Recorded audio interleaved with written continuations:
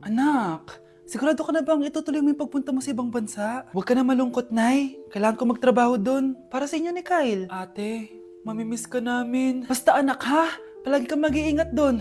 Kapag inaabuso ka nila, tawagan mo lang ako. Ano ka ba, Nay? Think positive lang tayo, ha? Sige na, baka malate pa ako sa flight ko. Bye-bye na, mamimiss ko kayo. Bye, anak. Nay, tumatawag si ate. Talaga? Hello anak, kamusta ka na? Nay, nakuha ko na sweldo ko. Nagpadala pala ako sa inyo ha, kumain kayo sa labas. Salamat sa binigay mo anak ha. Okay ka lang ba? Kapag may problema ka, tumawag ka lang ha. Opo, Nay. Mababait yung mga amo ko, huwag ka mag-alala. Nay, may pinadala si ate oh. Nakamaleta pa. Surprise, Nay! Mga damit at sapatos yan para sa inyo. Siyempre, may chocolate din. Naku anak, nag-abala ka pa. Pero salamat ha. Sana inipon mo na lang yung pinanggas mo dito. Okay lang, Nay. Tinaasan nga nila yung sweldo ko kasi magaling daw ako maglinis ng bahay. Sige anak, galingan mo palalo ha. Wow, ang daming laman!